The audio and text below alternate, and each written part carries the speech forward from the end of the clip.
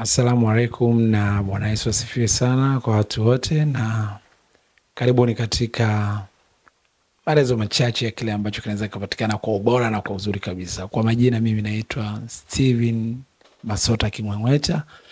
Ni mmoja kati ya watu ambao wanahudumia shule ya Sullivan Girls and Boys Secondary School. Mimi ninahudumia katika masomo ya study za maisha, kwa hiyo na facilitate ya masomo, lakini pia ninahudumu kama mwinjilisti kwa ajili ya neno la Mungu katika shule hii. Leo katika study za maisha tumejifundisha somo la study za uchumi. Na kwenye study za uchumi tumezungumzia sana kipengele cha budget. Maana uchumi lazima na budget. Na budget tulizungumzia ni budget ya muda. Kwamba tusifanye jambo lolote nje ya muda. Muda wa kusoma ni muda wa kusoma, muda wa mapumziko ni muda wa mapumziko, muda wa kucheza ni muda wa kucheza, na muda wa kulala ni muda wa kulala. Hiyo ni budget ya muda. Sio muda wa kulala unapiga story sana, asubuhi utasinzia darasani. Kwa hiyo hilo ni jambo la msingi sana la kutumia matumizi ya muda vizuri sana katika budget za muda. Waingereza wanasema time is money. Muda ni pesa, ukipoteza muda umepoteza pesa. Kwa hiyo muda wa kulala, lala. Asante sana. Na somo la pili tumejifundisha kuhusu heshima kwa watu wakubwa, walezi na wazazi.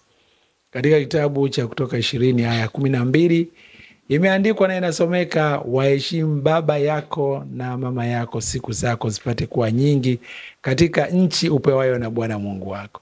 Hivyo kulikuwa na mkazo wa kipekee sana wa kuheshimu wazazi wetu. Katika kitabu cha Mwanzo sura ya 9 mstari wa 20 mpaka 24 tuliona mtoto mmoja ambaye hana adabu na alivuna mavuno mabaya. Noa alikuwa na watoto 3 na kijana wake mdogo aliitwa Ham.